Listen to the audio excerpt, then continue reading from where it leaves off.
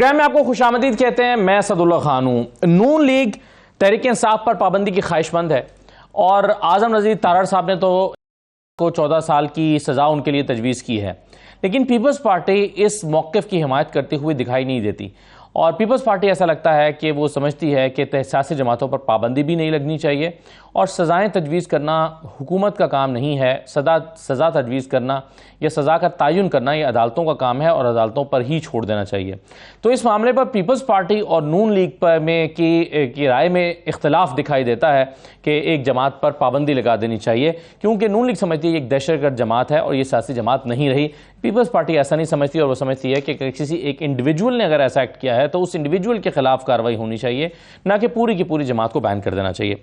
इसके अलावा election commission ने आज एक अहम ऐलान किया है कि जो आइंदा इंतखाबात हैं वो पुरानी हल्का बंदियों पर होंगे।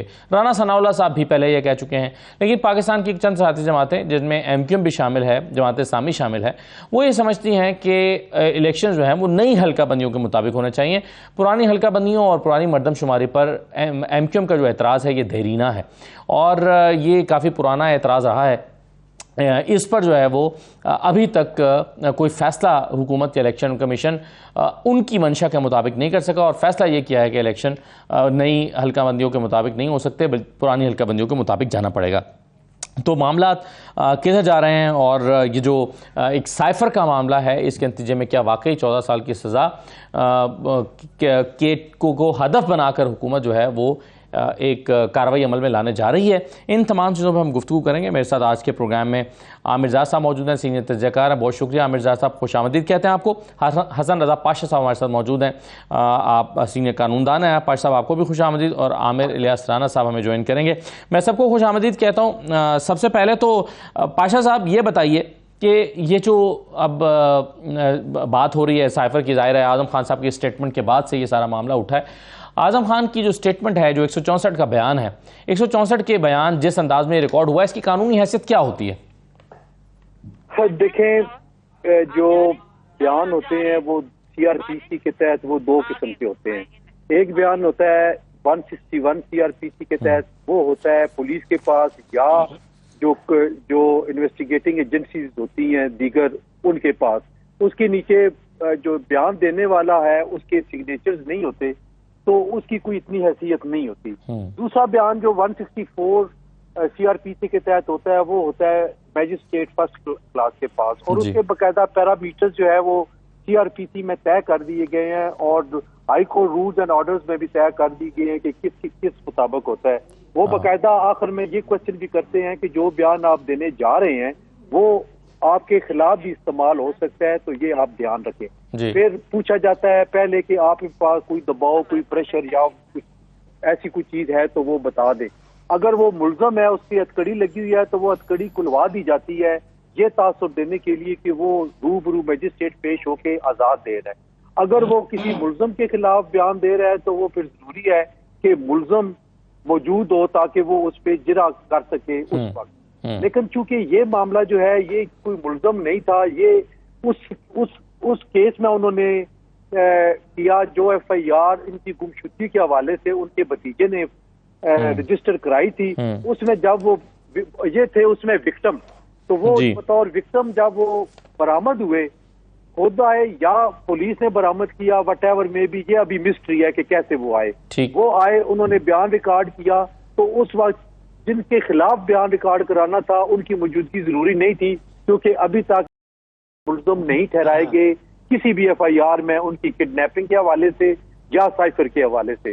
तो उसकी जो सिग्निफिकेंस है वो है सिर्फ ये बयान के 164 का जो बयान हुआ, तो अगर FIR दर्ज होती है जो कि अभी इंक्वायरी स्टेज पे है FIA के पास, और FIA इंक्वायरी के बाद इस नतीजे पे पहुंचती है कि ये गिल्टी हैं, इनके खिलाफ FIR होनी चाहिए, तो फिर जब चालान बनता है और कोर्ट में सबमिट होता है तो उसमें जो चालान में वो मजिस्ट्रेट गवाह के तौर पे उसका नाम दर्ज होता है और वो ट्रायल कोर्ट के रूबरू पेश होके अपनी शहादत रिकॉर्ड कराता है कि मेरे रूबरू ये स्टेटमेंट हुई है। सही है, तो ये है सारी सूरत। बिल्कुल सही है। पाशा साहब, मगर फिर ये बताएं ना कि ये जो अभी बयान हुआ है आजम खान का, ये बयान क्या एक टेक्निकली 164 का बयान कंसिडर होगा या नहीं होगा? ये 164 का बयान है? देखिए आज तीसरा दिन हो गया है और इसकी कोई सर्टिफाइड कॉपी कहीं पे भी नहीं है। हाँ। मैं वो बताता चलूं कि 164 की जो स्टेटमेंट होती है, मजिस्ट्रेट जब रिकॉर्ड करता है तो उसको सील्ड एनवेलप में वो सेशन जज को भेजने का पाबंद है कानून के मुताबिक। और कोई जो मुतसरा फरीक है या कोई भी वो सेशन कोर्ट से सर्टिफाइड कॉपी अगर उसके रसूल के लिए एप्लीकेशन फाइल करता है तो वो फिर उसको मिल जाती है कॉपी। लेकिन अभी तक हमने किसी के हाथ में सर्टिफाइड कॉपी नहीं देखी और ना ही वो पैरामीटर्स देखे हैं कि किन पैरामीटर्स के तहत 164 की स्टेटमेंट रिकॉर्ड हुई है।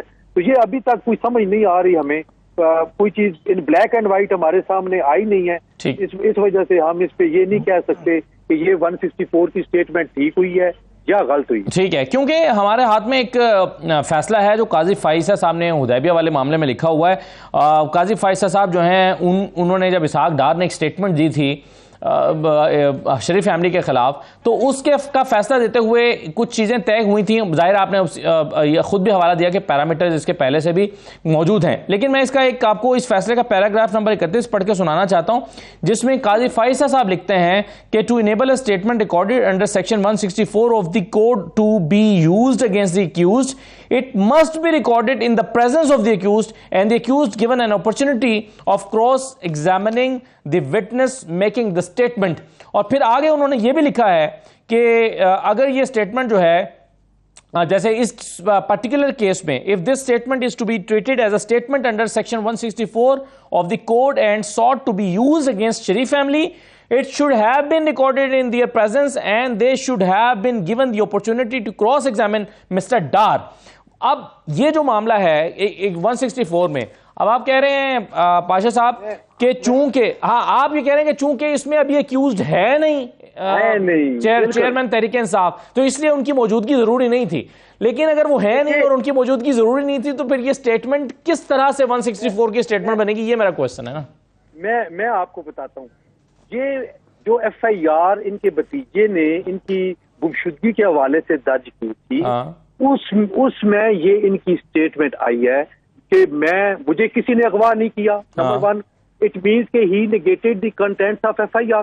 ठीक है, मुझे किसी ने, मैं अपनी मर्जी से गया था जी, मैं दोस्त के पास था। अगर ये जिस तरह अभी तक हम तक या आप तक ये बातें पहुंची है, अगर ये बातें हैं तो उसमें इस FIR में इन्होंने किसी को नॉमिनेट नहीं किया कि ये अक्यूज है। ये भी कह सकते थे कि मुझे फलां सर, लेकिन ये सारा मामला तो एक अलग मामला है ना, ये तो उनकी गुमशुदगी का मामला है। लेकिन ये जो साइफर है, ये साइफर इसमें डिस्कस हुआ ना, ये मुबैना स्टेटमेंट जो उनकी हमारे हाथ में मौजूद है, ये उसमें तो एक साइफर की डिस्कशन हुई है कि और मौजूद बहस तो साइफर है। मेरी गुजारिश सुने जी कि 164 की स्टेटमेंट जब रिकॉर्ड हुई है जी, तो उसके लिए दो जी है। एक ये है कि अगर FIR दर्ज हुई हो तो फिर उसमें होती है, और दूसरा अगर FIR ना भी दर्ज हुई हो तो कोई कराना चाहे तो हो सकती है। अब आप देखें कि अगर FIR दर्ज नहीं है, किसी के खिलाफ भी FIR दर्ज नहीं है, तो फिर वो किस अक्यूज के खिलाफ वो देंगे? कोई अक्यूज नहीं है ना। देखिए इस वक्त तक FIR दर्ज नहीं है। चेयरमैन तहरीक इंसाफ अभी तक अक्यूज नहीं बने। ठीक है, अक्यूज वो तब बनेंगे जब FIR दर्ज होगी और अभी वो इंक्वायरी स्टेज। तो फिर जब वो अक्यूज हो जाएंगे तो फिर ये स्टेटमेंट दोबारा उनकी मौजूदगी में रिकॉर्ड करना होगी, फिर ये उस केस के हिस्सा बन सकेगी ना। नहीं, फिर ये स्टेटमेंट उस कैलेंडर ऑफ विटनेस में आजम खान का भी नाम होगा। फिर कैलेंडर ऑफ विटनेस में वो मजिस्ट्रेट साहब जिन्होंने रिकॉर्ड किया उनका भी नाम होगा, और ये दोनों जो है वो अपीयर होंगे ट्रायल कोर्ट में, और के वकला को ये हक हासिल होगा कि वो दोनों पे क्रॉस एग्जामिनेशन कर सके। ठीक है, क्योंकि जो देबिया वाली जो आपने रेफरेंस दिया ना, बिल्कुल काजी फाइसा साहब ने दुरुस्त फरमाया है। लेकिन उस वक्त शरीफ फैमिली के खिलाफ रेफरेंस दायर हो चुका था, वो मुल्जम बन चुके थे। सही है, इसलिए इसहाक डार का उनकी गैर मौजूदगी में बयान उन्होंने गलत करार दिया।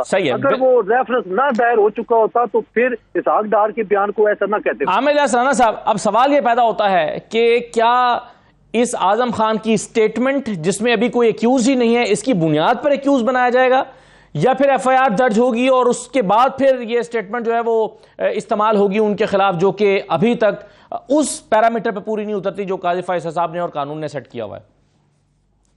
एक बड़े लीडर का चूंकि केस है, लिहाजा हम सबसे पहले उसकी चीट फाड़ पे आ गए हैं। ओहो जी केस बन गया जी, फलां हो गया। यहाँ पे निगरान जज बने और हाई कोर्ट का हक सलब किया गया कि वो एहतसाब अदालत को देखती, ये उनका काम था मॉनिटरिंग करने का। लेकिन सुप्रीम कोर्ट के जज को बना दिया गया नवाज शरीफ के केस में, जहां पे बाकायदा प्लान हुआ और उस वक्त के चेयरमैन नैब चौधरी कमर जमान को निगरान जज ने उनके डिप्टी चेयरमैन इम्तियाज ताजवर के जरिए मैसेज किया कि अगर हमारे रेफरेंस आपने खोले, फीते इनके खोले, तो आपके खिलाफ तौहीन अदालत होगी और सजा दे देंगे हम। ठीक है जी, वो उन्होंने मनोमान उनको पैगाम दिया कि आप अपना टाइम गुजारें, 1 महीने का जो हमने दिया उसके ऊपर लेटर चढ़ाएं और एहतसाब अदालत को भेज दें। यहाँ ये भी हुआ। यहाँ अभी एक वो था इंटरनल मामला जिसके ऊपर इतनी सख्ती की गई। यहाँ पे है कि आपने पाक फौज के सरबराह को मतून किया, अमेरिका के साथ मिलकर साजिश का करार दिया, फिर आपने उसके अंदर कहा कि यहाँ तो आर्मी चीफ जो है वो जो हिफाजत करने वाला था, जो लेटेस्ट बयान है खान साहब का, वो खुद मिला हुआ था, तो हिफाजत क्या होती है। ये बहुत बड़ा केस हो जाता है जब डिप्लोमेटिक में कोर में जो हमारे अपने पाकिस्तानी हाई कमिश्नर्स हैं, सफीर हैं, वो खत लिखते हुए अपनी हुकूमत को कतराएंगे कि यहाँ तो सियासत हो जाती है। अगर वो कोई चीज ठीक है या गलत है, उनका काम है और वो कोड में होता है, जिसे साइफर दिया जाता है नाम के, जी आप भेज दें और हुकूमत उसको चेक कर ले। अच्छा, DGISI और DGISPR ने प्रेस कॉन्फ्रेंस में क्या कहा था कि ये लेटर आते हैं, वो हमारे पास भी आया, हमने इन्वेस्टिगेट किया, नेशनल सिक्योरिटी कमेटी में पेश किया और डिमार्च हो गया उसके बाद। ठीक है जी, यही कुछ हुआ था ना। उस पर खेलते रहे और जब खान साहब को जरूरत समझ आई कि इंसानी हकूक के हवाले से अब अमेरिका और मगरिब की जरूरत है, तो वो अमेरिका में लॉबिंग फर्में हायर करने लग गए और इस केस को भूल गए। अब ये फिर इस वक्त सामने आया क्योंकि उनको उस वक्त लाहौर हाई कोर्ट से हर चीज में स्टे मिल रहा था, जो कि अब स्टे खत्म हो गया। आमिर साहब, दो सूरतें हैं ना। एक मिनट जी, मैं आपके सवाल के जो आपकी तरफ आ रहा हूँ, थोड़ी सी तमहीद बांधिए ना। इतना लंबा चौड़ा केस आपने अभी सवाल किया, तो मैं 1 मिनट आप थोड़ा सा सब्र कर ले, मैं आ रहा हूँ आपके खान साहब की तरफ, कोई इशू नहीं होगा, मैं बिल्कुल बात करूंगा। जी कहें। अब जब वो दफा 164 का CRPC का बयान दे दिया है और वो आ गया ना जराए से, और उसके ऊपर ये चीजें आ गई कि जी ये बयान है, पहले उन्होंने FIR खत्म कराई जो उनके फैमिली की तरफ से कराई गई थी कि वो अगवा हो गए हैं, वो खत्म हो गई, उनका बयान आ गया। अब जब ये 24 को बुलाया है शाह महमूद और असद उमर को, और 25 को बुलाया को, असद उमर ने अनाउंस कर दिया मैं जा रहा हूँ, वो मुबैना ऑडियो भी सामने आ जाएगी जिसमें आजम खान साहब का भी किरदार था कि हमने किस तरीके से खेलना है। अब तो सब चीजें इकट्ठी होकर चलेंगी ना, इन्वेस्टिगेशन, क्रिमिनल इन्वेस्टिगेशन शुरू हो चुकी है। तो अगर ये वादा माफ गवाह बन रहे हैं या नहीं बन रहे, ये सच तो बता गए हैं ना मजिस्ट्रेट के सामने। वो झूठ सच जब FIA अदालत में लेके जाएगी तो जिरा का मौका दिए बगैर तो कुछ नहीं केस चलेगा आगे। ना तो आजम खान साहब छुप सकते हैं उससे, ठीक है, और ना के वकला को ये होगा कि जी आपने इनसे नहीं पूछना। वो विटनेस कटहरे में आएंगे, चाहे वो वादा माफ गवाह के तौर पे आए या वैसे आए कि चूंकि मैं प्रिंसिपल सेक्रेटरी था और मैंने जो देखा वो मैंने बयान किया, वो झूठ बोले या सही बोले। देखिए, सईद मेहदी थे बेनजीर भुट्टो के साथ उस वक्त CDA के चेयरमैन और नवाज शरीफ के उससे पहले प्रिंसिपल सेक्रेटरी थे। अटक किले में जरदारी साहब ने, अहमद सादिक ने जब किताबें भर के उनके खिलाफ गवाहियां दी तो उन्होंने कहा कि तुम्हें शर्म आनी चाहिए। एक वो है जो नवाज शरीफ का प्रिंसिपल सेक्रेटरी था, हमारा चेयरमैन CDA है, और उसने अपने ऊपर लिया है कि मैंने जो फैसले किए मेरी जिम्मेदारी है। वहां आके दूसरे मसूद महमूद का नाम लोग ले रहे हैं। आप फवाद हसन फवाद को देखें, जो नवाज शरीफ के साथ पहले दिन एडिशनल सेक्रेटरी PM ऑफिस आए, और जब वो हुकूमत चली गई नवाज शरीफ की और फिर शाहिद खान अब्बासी की हुकूमत, यानी 5 साल मुकम्मल हुए, तो वो प्रिंसिपल सेक्रेटरी थे नवाज शरीफ के भी और इनके भी, और उन्होंने 2.25 साल कैद काटी। पहले दिन उनके सामने कागज रखा, ये सारे हकायक आए हैं। फिर किरदार कुशी की एक ऐसी कहानी घड़ी गई, तौबा तौबा के जी वादा माफ गवाह बन गए, फलाना हो गया। जो चीज उन्होंने खुद हवाले की उसका कहा गया कि जी बरामद हो गई, उनकी बैरक में आग लगाई गई। ये बिल्कुल सही है, मगर मैं के ऊपर नहीं असद भाई सही है, मगर मेरा एक और क्वेश्चन पहले आमिर ज़ाद साहब के सामने रख रहा हूं, फिर आपसे भी उसकी राय लूंगा। चले आप सर, मुझे मेरा सवाल फिर ये है कि चलिए इस तरह के साइफर आते रहते हैं। आमिर इलियास राणा साहब ने कहा कि इस तरह के साइफर आते रहते हैं और ये इसका मतलब ये नहीं है कि कोई साइफर आए तो उसको आप जो है वो पब्लिक में ले जाओ, अनाउंस करने लगे। लेकिन आमिर रज़ा साहब, क्या यहाँ पर सिनेरियो डिफरेंट नहीं हुआ? अगर इस साइफर के नतीजे में कुछ भी ना हुआ होता और पाकिस्तान की तमाम कुव्वतों ने मिलकर उसकी मुखालफत में खड़े हो गए होते और उसके आगे बंद बांध दिया होता, तो शायद कहानी मुख्तलिफ होती। शायद कोई जलसा परेड ग्राउंड में 27 तारीख को ना होता जिसमें ये खत लहराया जाता। लेकिन इस सिनेरियो में उस साइफर के कंटेंट के मुताबिक वाकई तहरीक-ए-दम एतमाद जमा हुई और एक हुकूमत चली गई, तो क्या उसके बावजूद भी ये इंक्वायरी या इन्वेस्टिगेशन नहीं होनी चाहिए? जब मुझे जो याद आ रहा है कि साबिक वज़ीर आज़म वाहिद वज़ीर आज़म नहीं कि जिन्होंने कोई लेटर जो है लहराया, कहते हैं हुकूमत में हटने के बाद, या उससे पहले एक अलग बात है। मुझे याद आता है कि जुल्फ़िकार अली भुट्टो साहब ने भी इसी तरह का राजा बाजार में जाके कहा था कि जी फला हाथी जो है, सफेद हाथी मेरे पीछे पड़ गया है और क्या हुआ है ना। तो कुछ चीजें इस मुल्क की मारूजी हकीकतें हैं जिससे आप इनकार नहीं कर सकते, और उसमें हमें पता है कि हमारे बहुत सारे दोस्त मुल्कों का सही या गलत पाकिस्तान की डोमेस्टिक पॉलिटिक्स में हाथ रहा है और अब तक है और रहेगा, ठीक है, जो हमारी क्योंकि मजबूरियां ऐसी हैं। अच्छा, दूसरी बात ये हमें नोट करनी चाहिए कि जितनी शिद्दत के साथ वो कहते हैं with all the guns blazing, the propaganda guns blazing जो गवर्नमेंट आई है, तो लग रहा है कि ये केस जो है, मतलब है कि इससे बड़ा केस कभी नहीं आया और वो जो है वाकई काबिल गर्दन ज़दनी हो गए। लेकिन असद, आपको भी याद होगा, हमने भी बहुत बार देखा कि इससे पहले इसी तरह के हम लोगों ने कितने 12 मरतबा ट्रांसमिशन की मुख्तलिफ सियासतदानों के ऊपर, और कोई ना कोई उन पर इतना ही सीरियस चार्ज हुआ करता था कि लगता था जी उनका पॉलिटिकल कैरियर खत्म हो गया। और उसमें वो नवाज शरीफ साहब भी शामिल थे, शहबाज शरीफ साहब के केसेस जिसमें भी कल वो बरी भी हुए हैं, ठीक है, उसी तरह जरदारी साहब का केस, MQM पे जो केसेस आए थे, तो पूरा मीडिया और उस जमाने की हुकूमत वक्त इतनी ही जोरों शोर से आती थी कि जी इससे बड़ा जुर्म जो है कभी सरजद नहीं हुआ। लेकिन फिर हम देखते हैं कि कुछ अरसे के बाद जो है वो चीजें बहाल हो जाती हैं। अभी जो आपने बड़ा अच्छा रेफरेंस दिया काजी फैज ईसा वाला केस का, 164 की जो मशहूर मारूफ इसहाक डार साहब ने स्टेटमेंट रिकॉर्ड कराई थी, और पूरा का पूरा लोग कहते हैं इतराफी जुर्म था वो और सबकी इन्वॉल्वमेंट थी, लेकिन वो बच गए, ठीक है ना। तो ये अच्छा, यहाँ पर जो है, जो पाशा साहब की गुफ्तगू से आपको अंदाजा होता है, मारूफ कानूनदां है, कि इस वक्त लोगों के पास जवाब से ज्यादा सवालात हैं कि जनाब एक शख्स जो है वो कहता है, कह रहा हो कि मुझे किसी ने अगवा नहीं किया, लेकिन वो 33 दिन तो मिसिंग रहा है ना, ठीक है, और उसके ना, अच्छा, उसने किस हैसियत में किसके खिलाफ चार्जशीट की, जब केस ही नहीं बना तो फिर किस चीज के ऊपर आपने किया। तो बहुत सारे सवालात हैं। देखिए, हुकूमत वक्त की हमेशा हमारी एक ट्रेडिशन है कि उसकी ख्वाहिश होती है कि जी जो अपोजिशन है और जो पोटेंट अपोजिशन है उसका तो गला घोट दिया जाए। उनको तो सूट करता है कि PTI तो भी वैसे ही, मतलब ऑर्गेनाइजेशनली बिल्कुल उसका स्ट्रक्चर जो है तबाह बर्बाद किया गया है, लेकिन उन्हें यह कांटा भी चुभ रहा है कि जी किसी तरह से साबिक वज़ीर आज़म को डिस्क्वालीफाई करें और उनको जेल में डालें। अच्छा, वो समझते हैं कि इस तरह से वो, लेकिन कहते हैं ना कि चीजें बराबर होंगी जो नवाज शरीफ साहब के साथ हुआ, लेवल प्लेइंग फील्ड। अगर ये जहनियत है तो फिर तो अल्लाह ही मालिक है। देखिए, बस मैं आखिरी बात करूंगा, मुझे पता है आपको और सवाल करने, कि पाकिस्तान की सियासत जो है रिवॉल्विंग डोर की तरह है, इसमें कोई परमानेंट एग्जिट नहीं होती और कोई फाइनल अराइवल नहीं होता, एंट्री नहीं होती फाइनल। लोग आते हैं, घूम के फिर आ जाते हैं, वही लोग आते हैं, वही खानदान आ रहे हैं घूम फिर के ना। उसमें एक ऑड बॉल की सूरत में आ गई, मतलब है, खैर सॉरी मैंने नाम ले दिया, मुझे पता है, अबू कासिम की सूरत में आ गई, ठीक है, अबू कासिम आ गए तो उनका भी कुछ ना कुछ होगा, देखिए। राइट सर, चले मैं एक्चुअली ब्रेक लेना है, देखिए मैं यही सवाल रखता हूँ, फिर जो आपने गुफ्तगू किया उसके नतीजे में कुछ और सवाल भी जन्म लेते हैं। मतलब ये जो सारा कुछ आप कह रहे हैं कि तहरीक इंसाफ पर पाबंदी की ख्वाहिशमंद हुकूमत, लेकिन पीपल्स पार्टी ऐसा नहीं चाहती, तो पॉलिटिकल फ्रंट्स पे क्या चल रहा है? ब्रेक के बाद वापस आते हैं।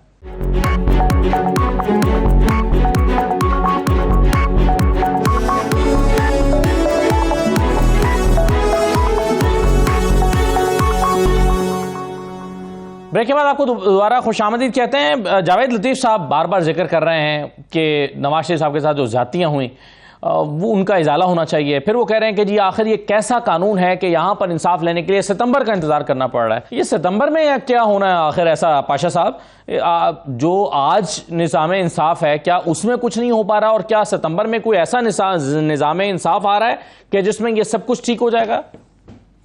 असदुल्ला खान साहब, ये मैं समझता हूँ कि ये बहुत बड़ा अलमिया है। हम किसी भी इदारे के चीफ के आने और जाने का बहुत ज्यादा ध्यान और ख्याल और इशू बनाया जाता है यहाँ पे हमारे मुल्क में।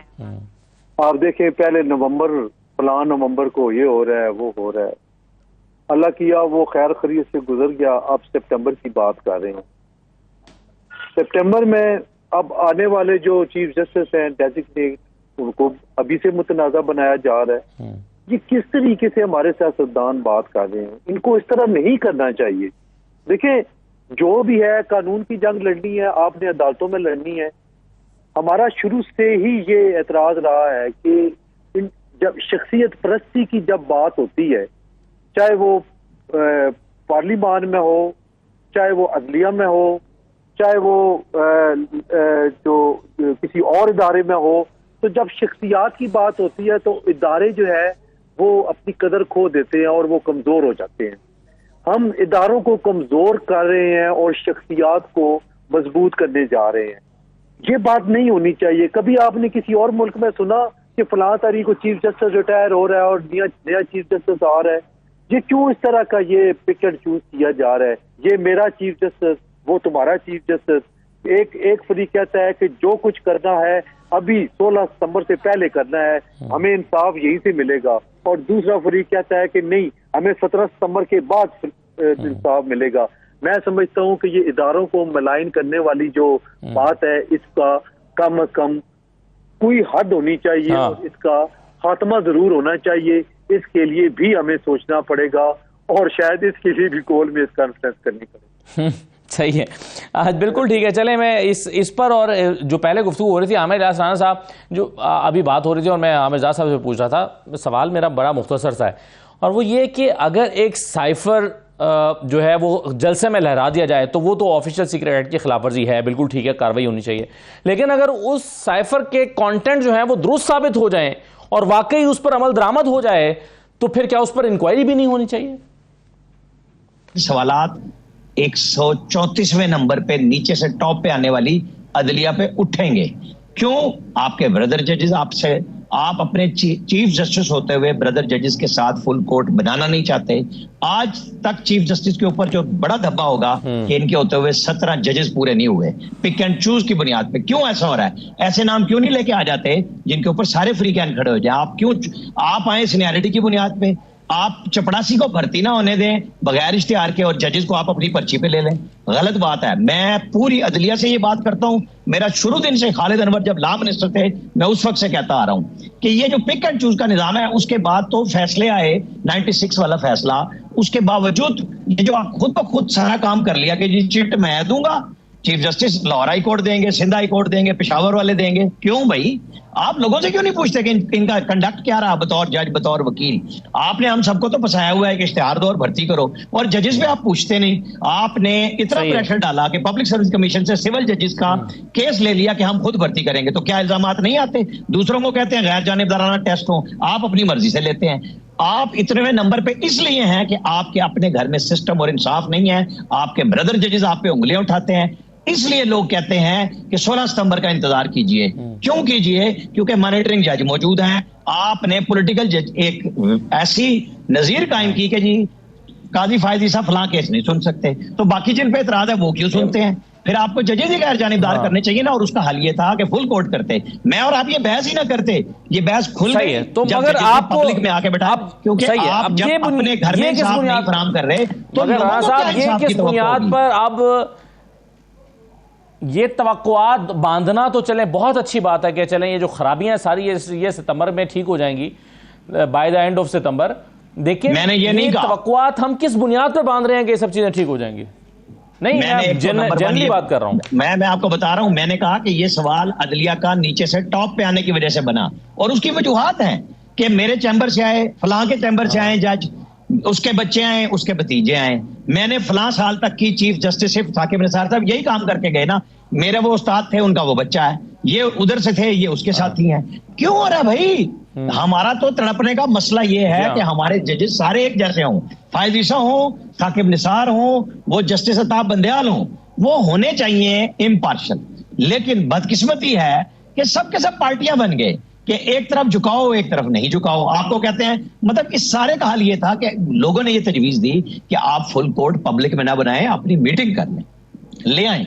आपके 3-4 सीनियर जजेस के साथ आप बैठ नहीं सकते, ठीक है जी, आप वन मैन शो रखना चाहते हैं, जो सब कहते हैं ना ज़ियाउल हक था जी आइन में फलां फलां, तो ज़ियाउल हक के बनाए हुए 1980 के रूल्स के तहत सुप्रीम कोर्ट क्यों चला रहे हैं?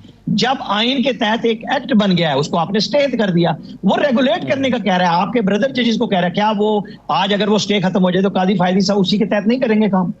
क्या ये एक पर्सन स्पेसिफिक है या कोर्ट के वो रेगुलेट करने का है?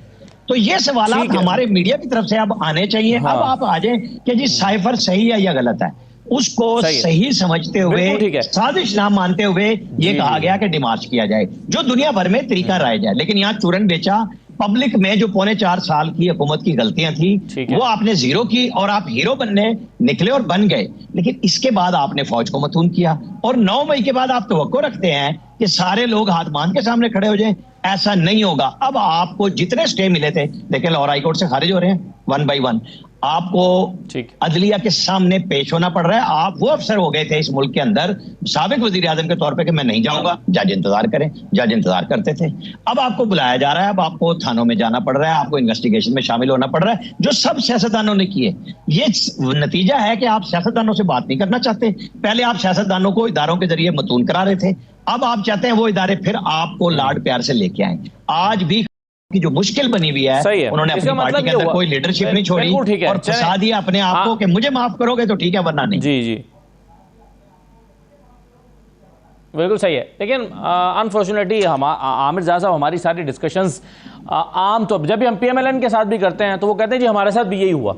लेकिन क्या ये सर्कल के अंदर जो हमारा सफ़र है ये कब तक जारी रहेगा और ये आर्गूमेंट कब तक वैलिड रहेगा कि चूंकि हमारे साथ हुआ इसलिए हम उनके साथ करेंगे और फिर उनके साथ हुआ तो फिर वो दोबारा इनके साथ करेंगे या किसी और के साथ करेंगे? तो ये हम दायरों का सफ़र कर रहे हैं, निकल तो कुछ भी नहीं रहा।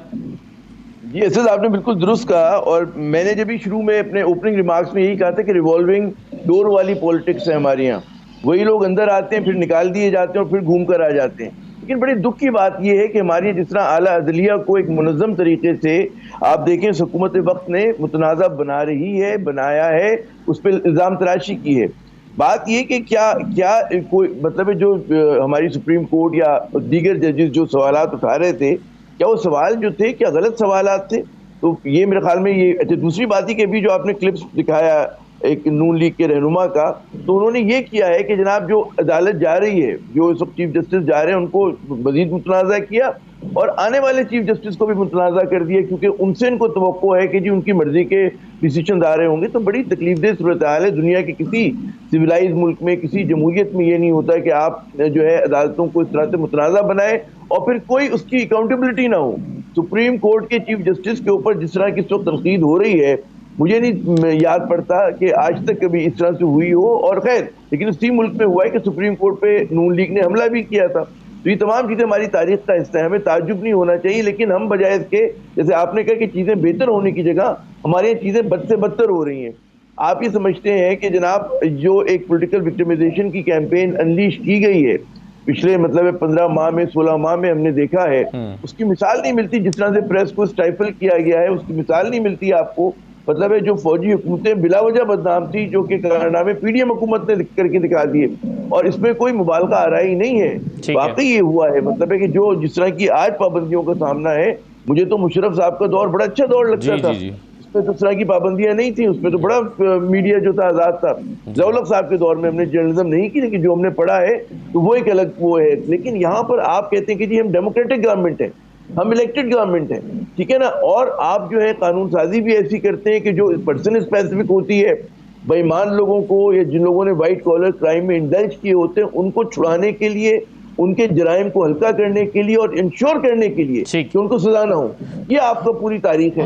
तो उसके अंदर आप अगर मतलब है इस वक्त तो कुछ भी हो सकता है। मैं यही कह रहा हूँ जो हमने शुरू में बात की ना कि अभी की रातें बड़ी हैं, कभी के दिन छोटे होते हैं। मैं जान के उल्टा मैं पढ़ रहा हूँ इस बात को, इस मुहावरे को। दोनों का एक ही मतलब है। हाँ कि हाँ मतलब एक ही रातें बहुत तवील है इस वक्त हमारी, और पाकिस्तान में रातें जो है वो तवील से तवील तर हो रही है। और ना जमहूरियत इस मुल्क में मुनज़्ज़म हो रही है ना। देखिए जमहूरियत क्या होती है? प्रो पीपल, अवाम दोस्ती। तो क्या अवाम दोस्त? बिल्कुल सही है। चीजें पहले से बेहतर हुई हैं या मजीद कमजोर हुई हैं, इदारे मजीद कमजोर हुए हैं या बेहतर हुए हैं, इस पैमाने पे जरूर जज किया जा सकता है। मैं एक छोटा सा ब्रेक लेता हूँ और ब्रेक के बाद वापस आते हैं और देखते हैं पीपल्स पार्टी और नून लीग का इख्तलाफ किस बुनियाद पर हुआ है और क्यों तहरीक इंसाफ के हवाले से फैसला करने में दोनों मुख्तलिफ राय रखते हैं और फिर होगा क्या? ब्रेक के बाद वापस आते हैं।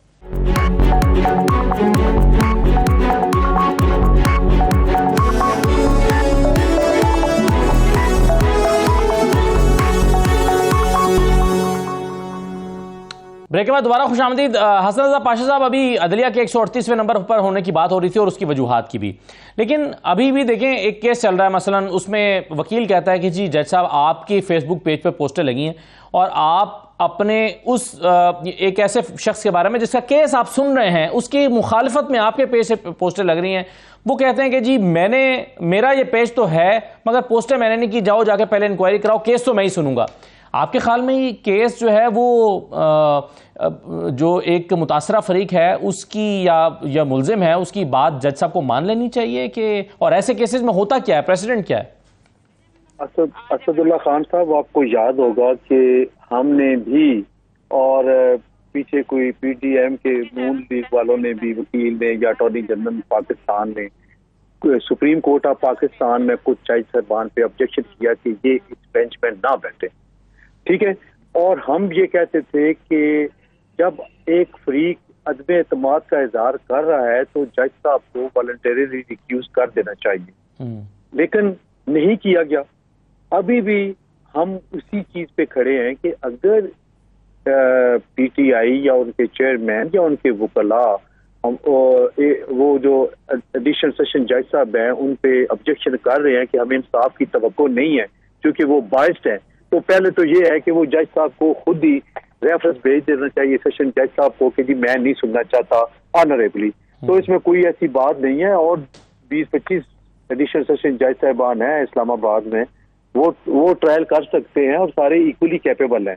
तो आपकी बात का तो ये जवाब आ गया कि हम अभी भी उसी मौके पे खड़े हैं जब जो हम सुप्रीम कोर्ट में हमारा मौकफ था कि अगर एक फरीक ऑब्जेक्शन कर रही है तो जज साहब को रिक्यूज कर देना चाहिए।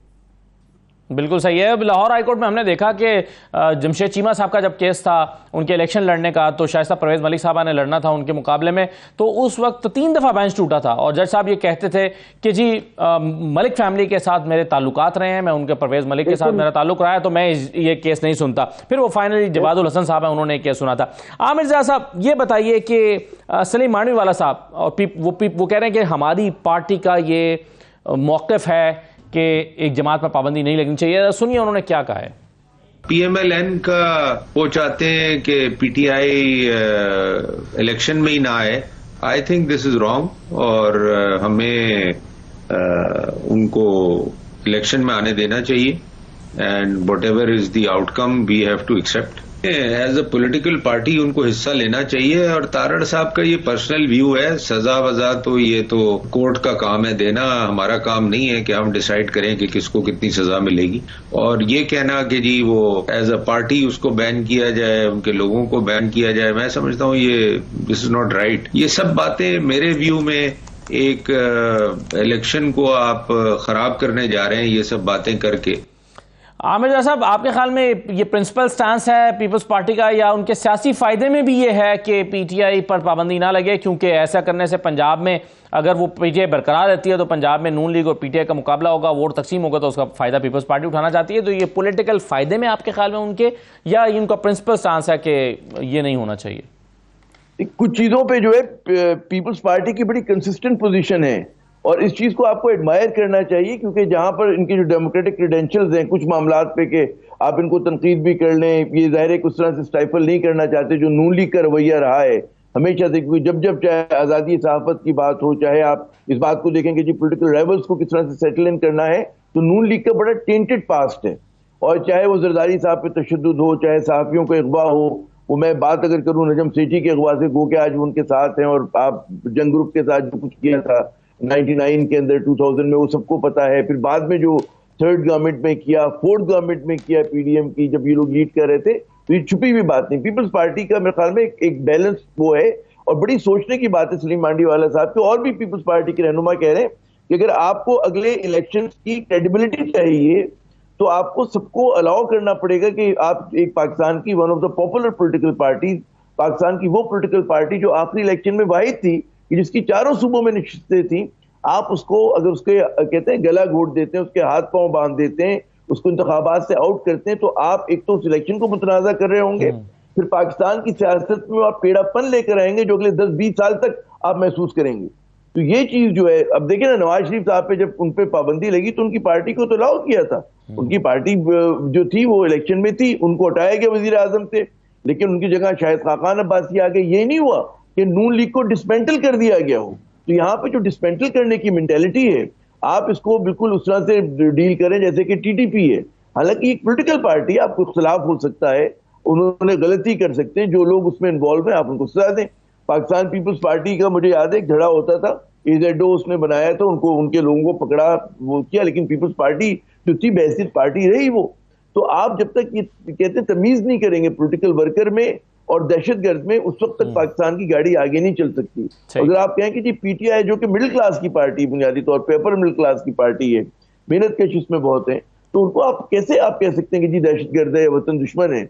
मेरे ख्याल में बहुत ही पेट्रियोटिक पार्टी रही है और है, उसकी जो क्रेडेंशियल्स हैं। तो यहाँ पर अगर आप ये पॉलिटिक्स करने जाएंगे तो उसका आप देखिएगा एक दिन निशाना खुद नून लीग बन रही होगी। सही है, क्योंकि आप जो ट्रेंड सेट करेंगे फिर यू आर गोइंग टू मतलब है reap in the similar manner, ये बिल्कुल होगा फिर। जी सही है।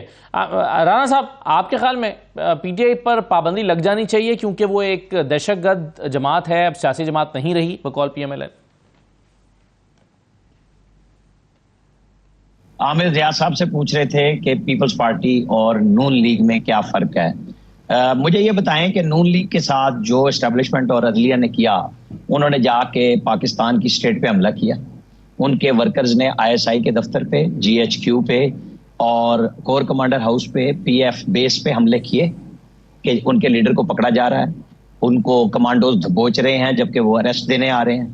मुझे बता दें, कोई तमीज और सलीका आपस में बनता है इन दोनों के कंपैरिजन का? कोई एक वाकया बता दें कि उन लोगों ने ये काम किया हो तो फिर तो बहुत अच्छी बात है कि मुमासलत ढूंढी जाए। पहली बात, जहां आप ढूंढते हैं कि जी मांडवी वाला साहब ने कह दिया तो वो एक इंडिविजुअल है, आजम नजीर तारड़ कह रहे हैं तो वो इंडिविजुअल है, दोनों हुकूमत का हिस्सा है।